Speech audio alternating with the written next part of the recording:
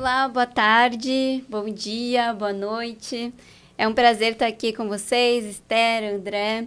Esse é o nosso primeiro podcast do Papo de Comunidade, então agradecer imensamente à Federação, né, esse espaço. E já pedir que todos que estão assistindo, ouvindo, compartilhem, né, em qualquer horário do dia, um conteúdo que a gente vai trazer para vocês com muita informação necessária, né? Eu sou uma mulher branca, de cabelos castanhos abaixo dos ombros, estou vestindo uma blusa rosa e ao meu fundo tem uma parede, uma janela com umas gradezinhas, uma cortina de grade cinza. Eu sou a Débora, assessora executiva do Leculam. Vou passar aqui para o meu colega André. Olá, Débora. Olá, Esther. Olá, equipe do Leculam, do Papo de Comunidade da FISESP.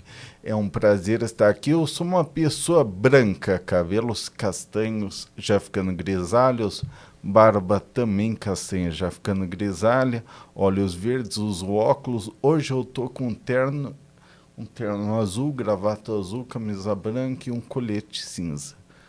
Muito obrigado, Esther. Bom, eu sou Esther Rosenberg Tarandache. Eu sou uma mulher de pele branca, clara, cabelos castanhos, um pouco acima dos ombros. Estou com um batom vermelho, tenho olhos castanhos. Atrás de mim tem uma estante com diversos enfeites. Que legal, Esther, que honra estar aqui com vocês, né? Nosso primeiro papo. A gente vai trazer convidados da comissão e convidados externos da comunidade para falar de uma forma transversal à inclusão, né? Então, a Esther, ela atua com terapia familiar, terapia de casal, também é especializada em psicodrama pedagógico, teoria da modificabilidade, programa de enriquecimento profissional com o professor Euven Forsten, de São Paulo, em Israel, é técnica em gestão do terceiro setor, envelhecimento, aceleramento na gestão do terceiro setor pelo Instituto Golden Tree e participação no grupo de afinidades e mediação. É também na ADERE, assistente social e relações institucionais, onde promove o desenvolvimento da pessoa com deficiência intelectual, capacitação no papel de trabalhador, especializada em empregabilidade e sua inclusão na sociedade. É idealizadora do Grupo Haverim, um espaço para fazer amigos, atual presidente do Conselho e assessora na estruturação da gestão institucional. É palestrante nas áreas de gestão institucional, pessoa com deficiência e sistema familiar, sociabilização, empregabilidade da pessoa com deficiência, sensibilização e mobilização de colaboradores para a empregabilidade. É também membro do Fórum Paulista de Entidades das Pessoas com Deficiência e é membro do grupo da coordenação. Também participa do Fórum de Envelhecimento da Pessoa com Deficiência Intelectual, é membro do grupo de coordenação, gestora e coordenadora do Grupo Leculam, Inclusão para Todos, da Federação Israelita do Estado de São Paulo, conselheira na Rebrates pela ADERE e coordenadora do Grupo de Envelhecimento da Pessoa com Deficiência. É coordenadora da Associação Hebraica de São Paulo, coordenadora da Comissão com Acessibilidade na Hebraica, entre muitas outras coisas, né, Esther? Vários chapéus. Vários chapéus, além de uma mulher, né, que é aí um modelo de inspiração para todos nós. Sem dúvida. Então, vou pedir para você se apresentar, Esther, a partir de uma curiosidade, algo inusitado que você gosta de fazer. Então, dentro dos meus vários papéis, o que eu gosto muito de fazer é cozinhar com sobras de casa. Isso é uma coisa que eu gosto muito de fazer. E é uma coisa muito restrita minha, que agora deixou de ser restrita. É verdade. Sobras, você diz, pegar os alimentos e usar a criatividade. Exatamente. Que interessante, né? E é gostoso que dá para envolver a gente com você, né? Gente, família, tudo é um hábito que eu tenho para fazer. E olha que interessante, porque as sobras são alimentos que não estão não são os alimentos típicos, os alimentos que são as estrelas. As sobras ficam e muitas vezes são excluídas. Qual é essa relação com o seu trabalho? Toda. Perfeito. Eu nunca havia pensado, André, toda a relação, né? Porque é sair da exclusão para ter a sua identidade. É redesenhar, né? Refazer, é reorganizar. Então, dá uma nova dimensão e dá um novo prazer, uma nova compartilhamento. Descobrir o valor em cada alimento. Perfeito. É muito legal. Obrigada. Mais um ensinamento seu para minha vida. Muito legal. E aí, aproveitando, né, todo esse seu engajamento há tanto tempo na área, como começou essa sua trajetória? E mais do que isso, o que te mantém engajada com tanta energia até hoje? Muitos anos. Eu comecei essa história quando eu era pequena, eu morava na Casa Verde. E meu pai era um homem muito da comunidade. E ele era sempre chamado quando tinha algum problema. E tinha 2 microcéfalos na minha rua. E eles eram muito magrinhos, eu me lembro, estou falando com vocês e estou os vendo agora nesse momento. E vira e mexe, eles precisavam de doação de sangue. E meu pai era um dos homens que ia lá e estava sempre atendendo. E tinha uma outra vizinha cujo filho tinha paralisia. E ela sempre falava com a minha mãe, gente, quando eu morrer, como é que vai ficar?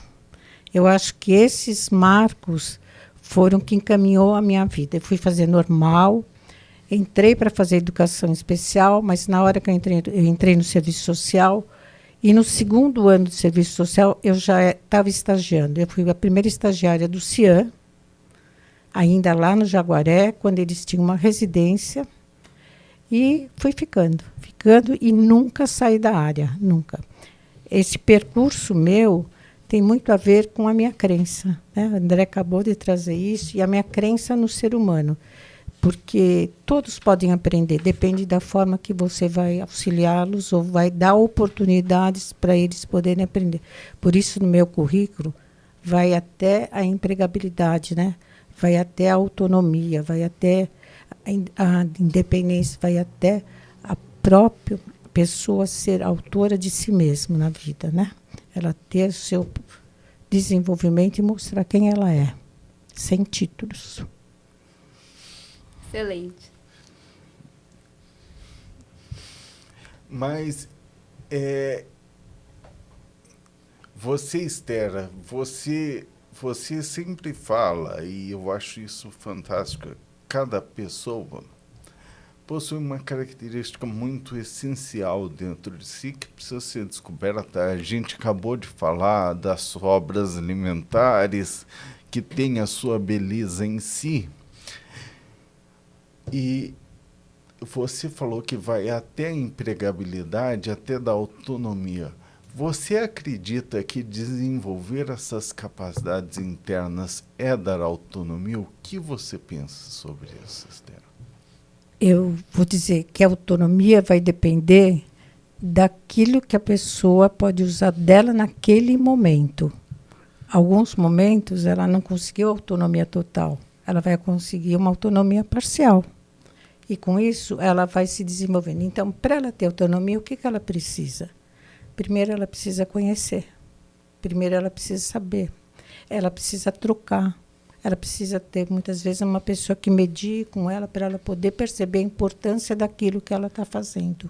Sim. Você sabe, Esther, essa semana, no último sábado, a gente está gravando isso aqui dia 27. Uhum. Segunda-feira, no último sábado, teve um ato em memória dos 50 anos do brutal assassinato do Vladimir Herzog. Foi um ato muito bonito para relembrar a participação do Rabino Henri Sobel, com a participação atual do Rabino Urilan, e foi lá na Catedral da Serra. Você acha que esse tipo de exclusão, esse tipo de violência, reflete, está conectada com o seu trabalho em favor da inclusão social? Tá. E já quero colar uma pergunta nessa. Você fez um programa de enriquecimento profissional com o professor Reuven Forenstein. Você podia contextualizar para a gente esse programa e já fazendo um vínculo com essas questões apresentadas aqui? A primeira questão tem um vínculo fortíssimo, André. Se a gente olhar a história. No período do Holocausto, as pessoas com deficiência foram eliminadas. Foram. Então, o que quer dizer isso? É a própria exclusão de um contexto social, político, social, da forma que você quiser ver. O que acontece? O que eu trabalho e por que todo esse movimento, desde 67 que eu trabalho, é que a gente acredita que as pessoas podem sair da exclusão social. É um dever. Então, eu vou juntar com o Forrestin. O Forrestin diz que nenhuma pessoa pode ficar até onde ela está. Depende de você oferecer oportunidades para essa pessoa. E como é que você vai oferecer essas oportunidades?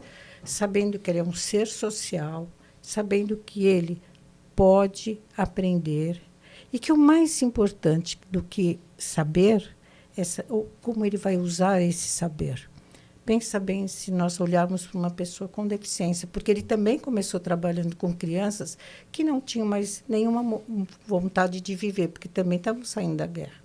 Então, a gente olha que, a qualquer momento, você oferecendo estratégias, você oferecendo calor humano, você oferecendo empatia, você começa a fazer trocas. Na medida em que você cria vínculos com essa pessoa que você pode mediar, ela pode acreditar que ela é capaz. Agora, bem claro para nós que trabalhamos nesta área, que o ser capaz não é aquilo que eu espero dele, é aquilo que ele pode dar naquele momento. Então, eu trago a teoria do Forrestin muito forte no meu trabalho, não como exercitar todo os 7 cadernos que ele nos deu, mas sim com a filosofia dele de acreditar no outro, de você saber mediar, fazer com que o outro possa se vincular com você, e na medida em que vocês se vincularem, a gente pode transformar. Mas esse processo exige regras, exige um sistema, exige proposta. Então, eu só posso pensar nesta individualidade com aquele indivíduo no propósito daquilo que eu estou trabalhando com ele. E daí nasce todo o meu trabalho com as pessoas com deficiência. E até vou usar uma história minha, me faz lembrar, que quando eu estava no CIAN, eu era estagiária do CIAN, eu trabalhava no Jaguaré, eu já levava as pessoas que estavam na escola do CIAN para o Senai para fazerem cursos de profissionalizantes. Então, eu nem sabia, né? Eu acho que eu não tinha o conhecimento da teoria daquilo que eu estava fazendo, mas eu já acreditava que eles podiam ir. Então, eles se tornaram profissionais. Excelente.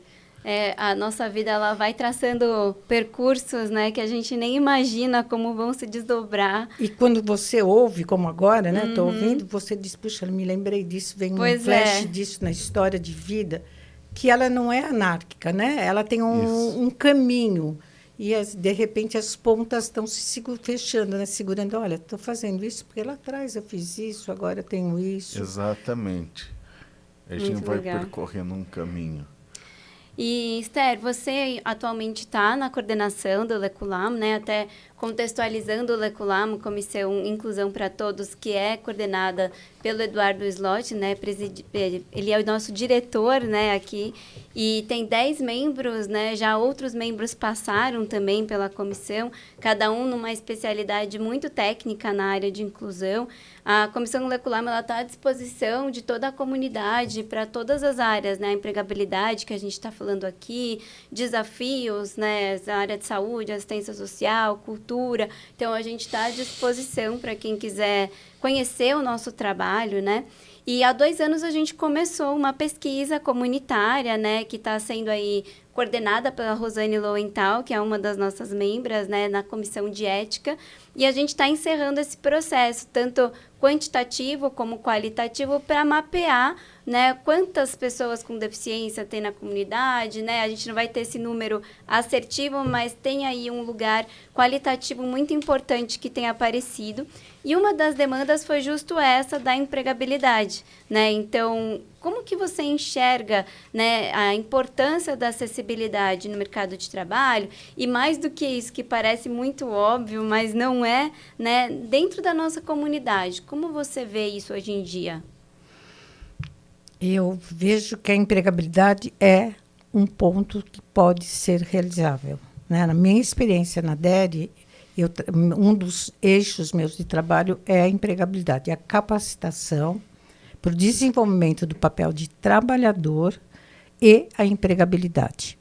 A DERE é um universo diferente, porque ainda a gente mantém as oficinas como uma forma de que as pessoas podem aprender a aprender fazendo. Eu não estou formando ninguém em nenhuma especialização, mas eu estou formando as pessoas para que elas possam seguir rotinas, ter tarefas, ter metas do trabalho.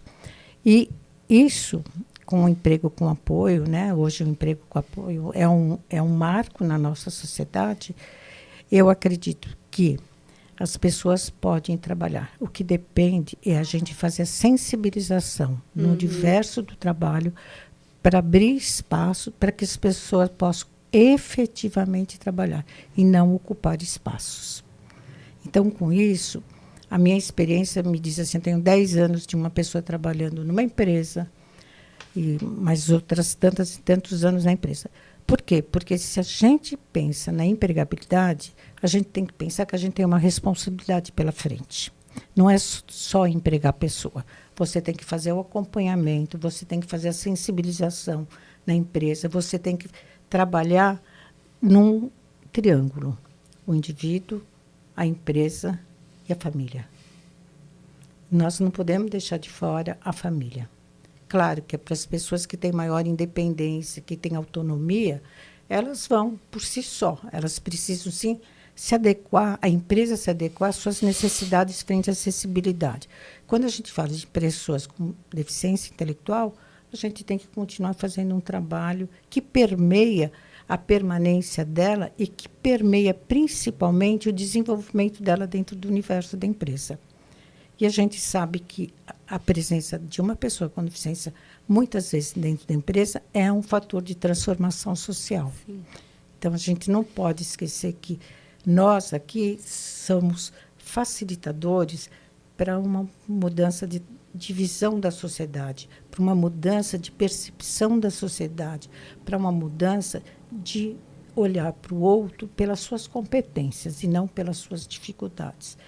Isso tudo nos diz assim, vamos tirar os rótulos. Ela é uma pessoa e esta pessoa tem uma deficiência, mas antes de qualquer coisa, ela é uma pessoa, com seus potenciais, com suas necessidades, como qualquer um de nós. Não é deixar como se fosse tudo cor-de-rosa, não é tudo cor-de-rosa. É difícil, é um trabalho diário e de persistência, né, Délia? Você fala muito de persistência. Sim. Eu acho que é um trabalho de formiguinha, de persistência e de acreditar no outro.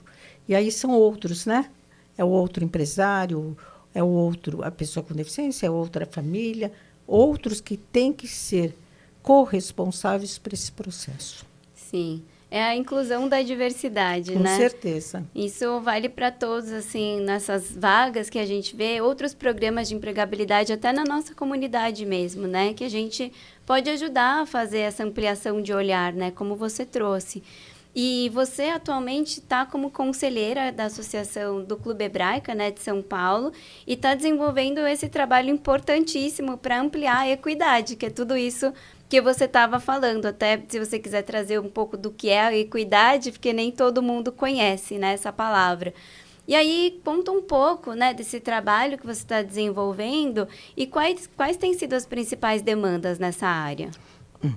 Eu sou conselheira na Hebraica desde que eu fui a primeira mulher vice-presidente da Hebraica, social, cultural na Hebraica. E nesse período já estava instalado o Grupo Caverina Hebraica. O que hoje esse grupo que nós estamos trabalhando significaria um grupo que chama Inclusão com Acessibilidade. É essa coordenação. Por que inclusão com acessibilidade? Porque qualquer pessoa, em qualquer momento da sua vida, precisa ter acessibilidade.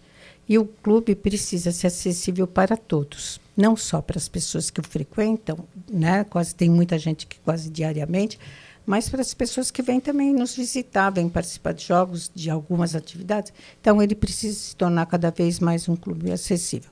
Hebraica já tem muita acessibilidade, Talvez a gente não as conheça, o público não as conheça com profundidade. Ela já tem na piscina, nos corredores, no elevador.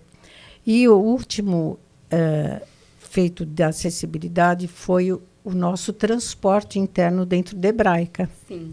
Né? O que esse grupo fez? Esse grupo existe há um ano e pouquinho, não é muito. A gente começou a levantar as necessidades. Então, a gente disse que o nosso grupo é um grupo transversal, de todas as comissões, porque em qualquer comissão pode ter uma pessoa que precisa de acessibilidade, que precisa de inclusão. Então, nós começamos a levantar isso nas várias áreas. Nas áreas das atividades, na área de esporte, né? Na área jurídica também, porque a jurídica precisa estar equipada, e está equipada com as leis. Né? Nós temos leis aqui. A Lei Brasileira de Inclusão é um marco.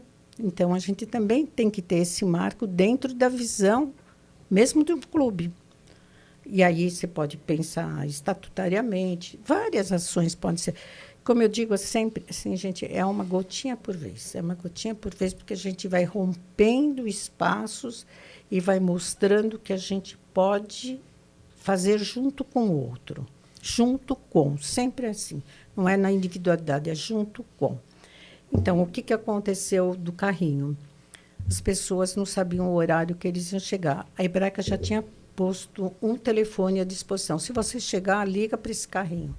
Mas nem todo mundo está munido desse número. Então, nós pedimos para pôr uma placa lá, um painel, com o número do telefone. Então, agora tem um banco do lado. Quer dizer, o que é isso? É acessibilidade. É uma coisa muito simples? É muito simples. Mas você está olhando para o outro de uma forma que ele tem espaço, que ele é respeitado. Quando você fala da equidade, direito a todos, né? Uhum. Então, tá aí.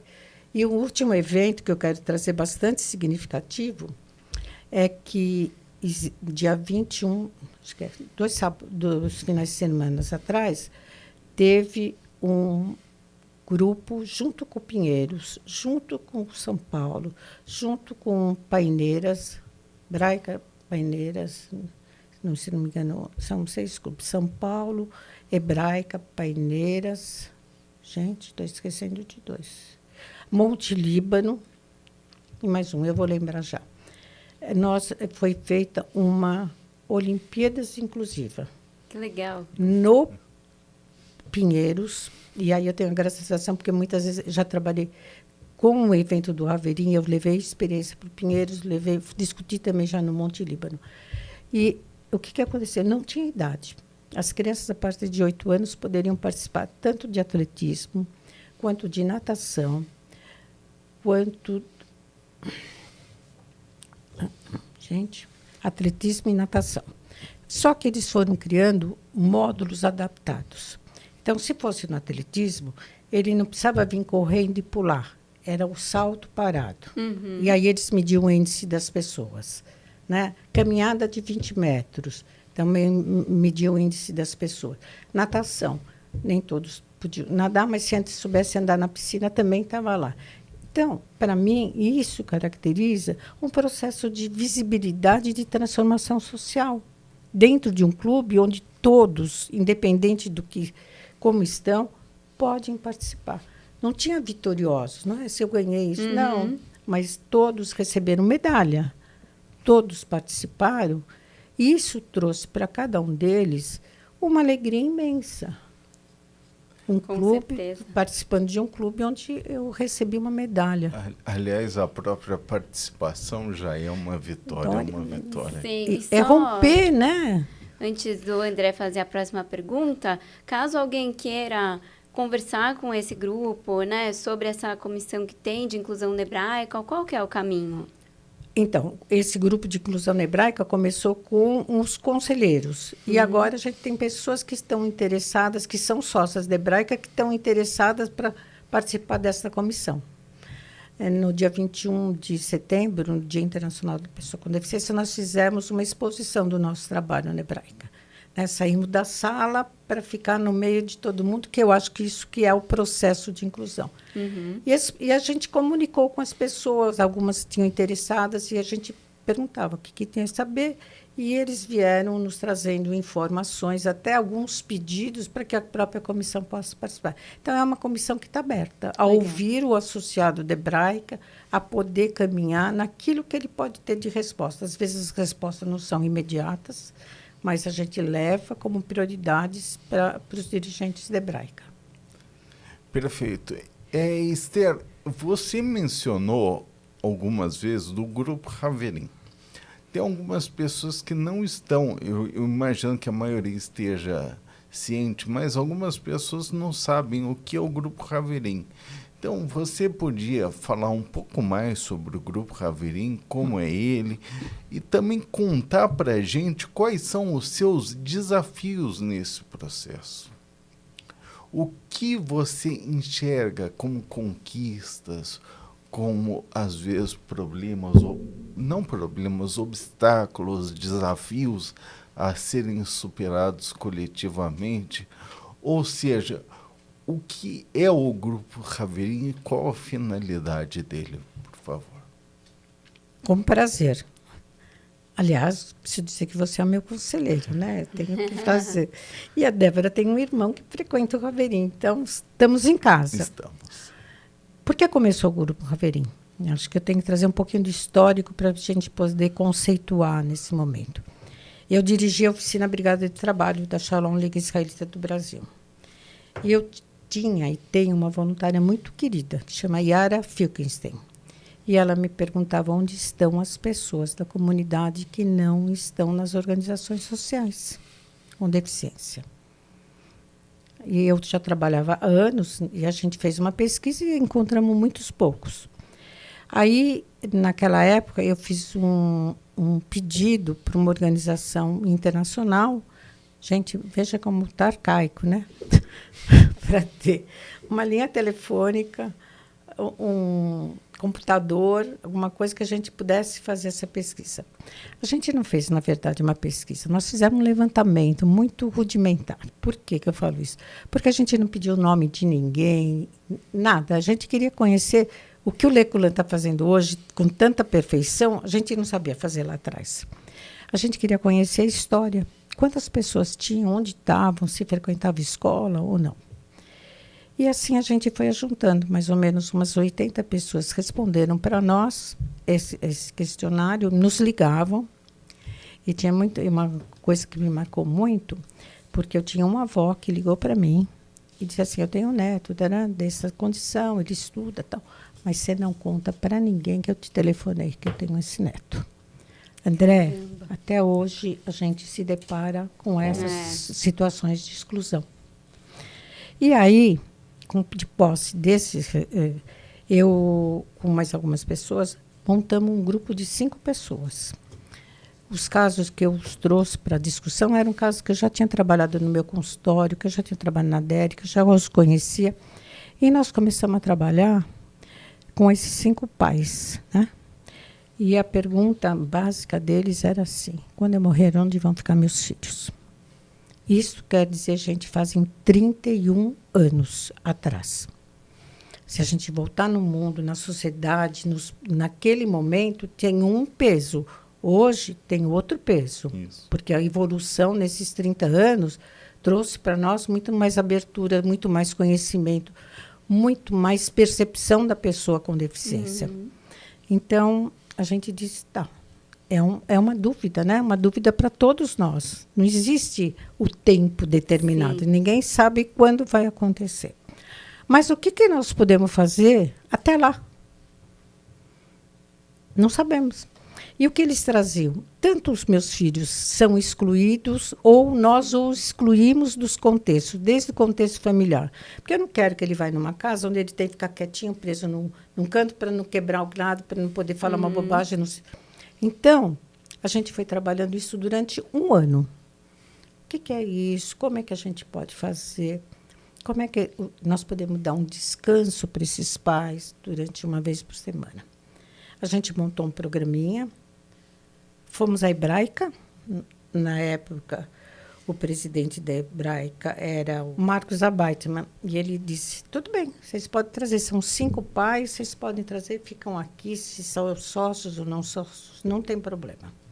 Eugênia Dias e o Brubnoff também me ajudaram muito nesse período, e nós começamos. Aí eu vim à FISESP, trouxe a mesma proposta para que soubesse que nós estávamos criando um grupo de pessoas com deficiência intelectual dentro da comunidade judaica. Nós começamos aos domingos com esse grupinho. Posso contar para vocês que a gente teve uma longa jornada porque as pessoas passavam longe da gente, não deixavam as crianças se aproximarem. Nós fomos fazer o primeiro Pêssar lá na Hebraica, e muito distante. Nós ficávamos no jardim, era distante. Mas isso nunca foi um empecilho para mim, porque eu sempre fui uma pessoa que acreditava que a gente podia fazer alguma coisa. E assim foi indo. A gente começou aos domingos, às 15h, e com uma vista do quê? De um programa de sociabilização. Aprender a estar com os outros. Aprender a conviver com os outros. Aprender a se sociabilizar, aprender a estar na sociedade. Esse é o grande âmago. E quando a gente pensa em aprender eu estou dando a oportunidade para o outro também aprender a conviver. Então, o Haverim não é só uma ação, ela é uma ação que traz de volta para o outro. Todo se transforma. Isso tem muito a ver com o Forenstein. Porque o mediador, ele transforma, mas ele também é transformado. Então, todos nós passamos, seja quem estiver trabalhando no Haverim também está passando por um processo de transformação. E aí nós começamos aos domingos, e eu brincava com os pais, olha, vão sentar na rua, vão tomar um sorvete, não tem problema. Durante 3 horas a gente consegue trabalhar. E assim fomos. Até o 3º ano, a gente continuava nas atividades aos domingos, nós já tínhamos contratado alguns monitores, trabalhávamos intensamente com as famílias, porque elas eram os nossos pilares. Elas precisavam sentir também confiança na gente, de que a gente podia trabalhar com os filhos deles. E fomos construindo. Aí um madrir meu, naquela época, disse assim, acho que a gente tem que fazer mais atividade além do domingo. Durante a semana, a gente poderia fazer alguma oficina, alguma coisa de interesse deles. E assim nós começamos. Vieram voluntários trabalhar nas oficinas, criamos um grupo de voluntários sociais, criamos a equipe, e agora estamos no meio dos 30 anos do Haverim, com quase 50 pessoas, uma equipe grande de madrinhas, uma equipe grande de profissionais, de voluntários que atuam nas oficinas. Aí tem um exemplo meu, de novo, a esposa da André, a Ana, está lá na oficina de gourmet. E o que é o programa do Haverim? É se sociabilizar. Sociabilizar para quê? Para estar no mundo, ser ele, dentro das suas condições, com a sua proposta de vida. E o que me emociona, se vocês quiserem saber, é vê-los se relacionar. Muito bonito. Outro dia nós estávamos dançando no Festival Bunkyo. Lá na Liberdade. E 2 deles não estavam dançando, eles foram assistir. E uma pessoa com mais dificuldades e outra com menos, muito mais dificuldade, menos, os 2 estavam conversando na linguagem deles. Quer coisa mais bonita do que isso, gente? Isso é inclusão, é integração, é participação. Esther, e falando exatamente disso, e você falou mais cedo um pouco antes, que a própria presença da pessoa é importante. Você acha que essa presença do Haverim lá dentro da Hebraica acaba modificando todo o sistema, aumentando, vamos dizer, uma criatividade do clube? Por exemplo, a sua comissão de acessibilidade talvez não existisse, não fosse a necessidade de incluir os Hanirim, os amigos. Então, você acha que a própria presença do Raverim na Hebraica é importante? Importantíssimo. Quando a gente discutiu que sociabilizar não era fazer dentro de uma sala. Tinha que ter um espaço social, um espaço comunitário. Então, foi para isso que a gente foi para a Hebraica. E o que eu posso dizer para você, André, que se eu for a um teatro com eles e ter um nível de acessibilidade, conversar com quem vai recebê-los, de explicar o que é a peça, eu também estou trabalhando com essa transformação. Né? Se eu vou a uma visita guiada e trago a realidade deles, o que acontece? Nós vamos trabalhar com processos que possam fazer com que eles participem efetivamente daquela exposição. E aí tem um outro dado importante. Eu preciso saber me comportar nesses lugares, eu preciso estar nesses lugares, como é prestar atenção, é saber como eu vou usar esse conhecimento, porque depois que ele termina a atividade, ele volta para uma reunião para dizer como é que foi, o que você aprendeu. E o Forrest fala isso muito, né? O que eu aprendi é o meu saber que eu posso levar para a vida. Tá. Né? Então, esse saber levar para a vida, generalizar, é com que faz com que as pessoas comecem a prestar atenção em si, se reconheçam, percebam suas capacidades e possam fazer sonhos. Sim, isso que você traz de como é que foi, né? Parece uma coisa tão simples, mas é um trabalho maravilhoso, um começo, meio e fim, né? Porque às vezes os conteúdos ficam perdidos, né? E os familiares falam, e aí, como é que foi, né? Conta para mim, qual é o diálogo? E a pessoa às vezes não sabe expressar. Então, também codificar isso dentro é uma forma de você reter o conhecimento, né? E poder compartilhar. Isso é riquíssimo, assim. E aí, falando sobre a questão do protagonismo que você sempre traz, né? A importância de ter um plano de vida individual, né? E também o envelhecimento ativo, que eu sempre falo que o envelhecimento começa hoje, né? A gente nasceu e já está nesse caminho. E é isso, né? A rede de apoio, ela precisa apoiar e precisa ser apoiada. Então, você aqui já ilustrou tudo isso, né? Tanto como que todos somos responsáveis. Pode ser o responsável lá do sorvete da Hebraica, né? O Manuel. Seu Manuel. Pode ser a pessoa do restaurante que vai atender, pode ser o pai, o primo, o amigo, né? Então, todos somos rede de apoio quando a gente se sente nesse contexto. Débora, acho que você está falando uma coisa muito importante. Você está trabalhando com irmãos. Você sabe o quanto é difícil, né, mobilizar as famílias, a abertura de que outros membros do núcleo familiar possam estar presentes na vida da pessoa com deficiência. E a gente sabe também que essa rede de apoio é uma construção que muitas vezes as famílias mais antigas, eu vou dizer assim, mais antigas, não criaram.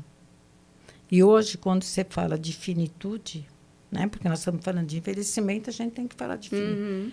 Elas se percebem que elas não têm rede de apoio. Não tem um vizinho, não tem um familiar. E aí você tem que fazer todo um processo de quebra de resistências, né, que possam clarear a importância de que ela pode compartilhar a vida dela. Né, que ela não está deixando de atender a necessidade do filho, mas ela está construindo uma rede que pode apoiá-la. Né? E não assim, como muitas mães, a gente trabalha na DERE com grupos de envelhecimento e diz assim, quando eu morrer as coisas vão se ajeitar. Não vão se ajeitar, porque a perda é dupla. E eles lidam com a perda, cada um da sua forma. Então, se a gente não deixar organizado esse processo, e aí eu até trago como um outro, a própria legalidade, né? A guarda compartilhada, principalmente para as pessoas com deficiência. Se não temos isso no nosso registro, depois fica muito mais difícil para resolver. Então, a gente precisa, no projeto de vida, que eu digo que projeto de vida não é lá longe. Projeto de vida é uma coisa pequenininha. Você cansa uma coisa, aí você vai para uma outra coisa. E assim, paulatinamente, você vai construindo. Que a pessoa precisa olhar o que ela pode deixar organizado na vida dela. Esther, eu gostaria de pedir para você fazer uma pergunta para a gente. Uma pergunta para a Débora, uma pergunta para mim.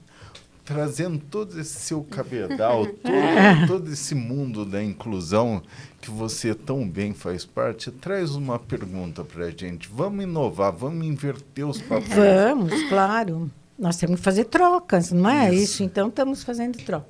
André, qual o seu significado de estar no Leculan, de estar no Raverim, de estar lutando tanto pelas pessoas com deficiência? O significado é... Você sabe o que é, Esther? Como você também tão bem ensina, e já bebendo nas lições do Forrest, do Janusz Korczak e de tantos outros grandes humanistas, todas as pessoas têm uma série de características positivas e limitações. Todos temos limitações e todos temos características positivas. E essas características, às vezes positivas ou não, quando entram em contato com as estruturas sociais, elas não conseguem penetrar certos ambientes. Daí provém a exclusão. Ou seja, a deficiência nunca está numa pessoa. Está no ambiente, está na estrutura social. Ela causa a deficiência. E cada pessoa tem uma pérola dentro de si. Nós temos de olhar para essa pérola e descobrir o melhor meio de acessá-la e fazê-la brilhar. Tornar o ambiente, a estrutura social acessível, inclusiva, em última análise, tornar o ambiente mais cheio de pérolas. Portanto, mais iluminado, mais criativo, mais desenvolvido, mais humano. André, você me lembra dois autores. Um dos livros muito importantes chama Dibs, Em Busca de Si Mesmo. E o que ele mostra no Dibs, né? Que você, na medida que você vai passando por um processo terapêutico, de ludoterapia, era uma criança que estava muito brava, brigava com todo mundo, alguns achavam inteligente, outros achavam que não. Ela vai encontrando o seu eu, a busca de si mesmo. E quantos de nós, na nossa vida, nos perguntamos em quantas e quantas vezes, quem sou eu? Onde estou, né? Sim. O que eu estou fazendo? Então, se eu juntar o Forrest, Paulo Freire, o livro, Janusz Korczak, tudo isso, eu acho que eles falam uma mesma linguagem. Com palavras diferentes, mas, no fundo, é dar possibilidade para a pessoa encontrar seu eu. Quem ela é e o que ela gosta, o que ela faz. Né? O que ela pode fazer, trazer seus interesses. E, para isso, o Raverim também está aí, para isso da empregabilidade. E aí eu vou fazer uma pergunta para a Débora. Débora, o teu esforço de trazer os irmãos tem um significado especial. Qual é ele? Sim, com certeza. É justo esse lugar de impulsores, né? Os irmãos, eles fazem parte da rede familiar, mas eles têm um olhar diferente dos pais, e eu acredito muito que eles são um grande potencial para furar a bolha, que a gente ainda fala muito para as pessoas que já convivem nesse meio, né? Então, os irmãos, eles têm esse lugar também de permear quem não convive tanto, por estar em outro lugar dentro da família e poder mostrar, né, o que a gente está falando aqui, esse potencial todo para além do diagnóstico. Então, os irmãos, e eles também são o futuro, né? Claro que nenhuma obrigação ali, né, de responsabilidade, mas seguindo uma ordem natural, eles estão e podem impulsionar, potencializar ainda mais, né, as pessoas com deficiência e a si mesmos. Assim. Então, é isso que me motiva tanto. E eu acho que por aí a gente pode reforçar a importância da gente conhecer a família. No nosso trabalho, não dá para a gente trabalhar, no nós três, né? Não dá para a gente trabalhar se a gente não conhecer a família e saber por onde a gente pode apoiá-la para que ela possa crescer, né? e tirar os mitos que existem em relação às famílias com deficiência, para que elas possam se sentir pertencentes ao processo, né? Com certeza. Pertencentes e com o valor que elas têm ao processo. Você falou, a gente vai fazer o nosso próximo papo sobre pertencimento com uma convidada muito especial, que eu ainda vou deixar como surpresa, mas então fiquem ligados aqui. Vou estender os agradecimentos, se o André quiser trazer mais alguma coisa, convidar vocês para conhecer o perfil do Leculam no Instagram, Leculam_inclusão para todos. Se quiserem entrar em contato, tem lá o meu e-mail, debora@fisesp.org.br, e estamos à disposição e muito gratos, né, André?